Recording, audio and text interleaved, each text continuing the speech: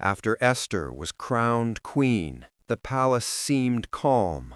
Halls glittered with gold, nobles feasted, and Mordecai would turn to his watch at the king's gate. He had saved the king once, unnoticed, unrewarded. 2 officers plotted to assassinate Xerxes. Mordecai discovered the plan. He informed Esther. She relayed it to the king in Mordecai's name.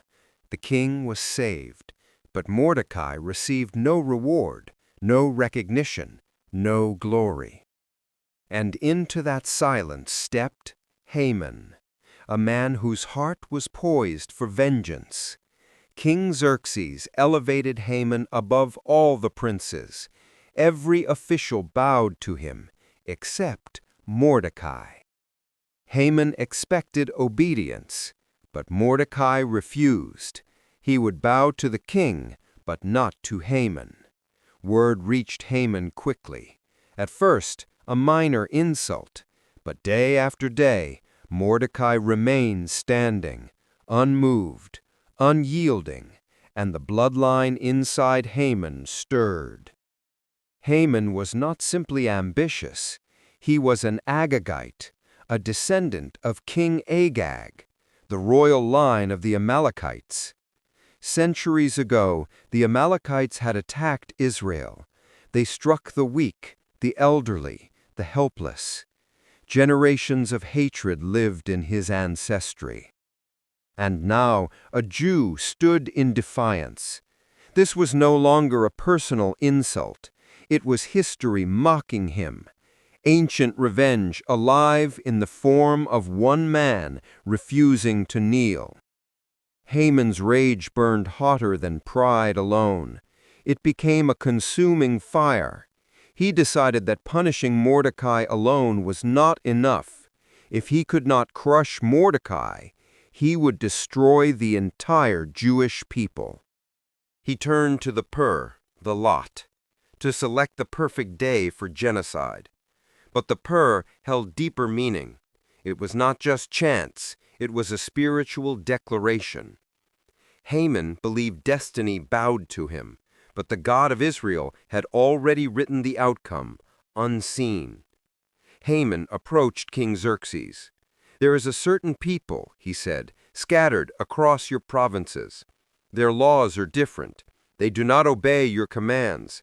It is not in your interest to tolerate them." He did not name them. He painted them as foreigners, rebels, threats. Then he offered wealth, 10,000 talents of silver, enough to fund their destruction.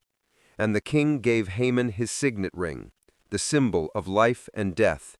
With it, genocide became law. Scribes were summoned, letters were written, sealed.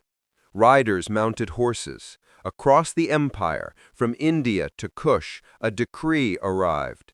Destroy, kill, annihilate all Jews, young and old, women and children, on a single day.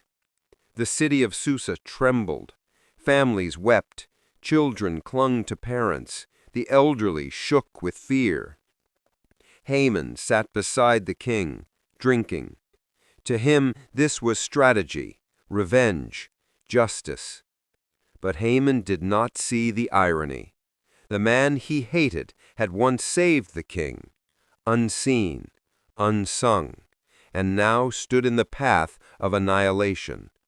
God was watching, and Esther, the hidden queen, would soon risk everything to stand in the gap. Every action Haman took was a step toward historical genocide. Every decree, a sentence over innocent lives. And before the night fell, a chilling thought lingers. If standing for what is right meant risking your life, your comfort, your position, would you obey? Even when everyone else bows, even when an entire empire supports evil, even if refusing could cost generations. The story continues, but the question now belongs to you.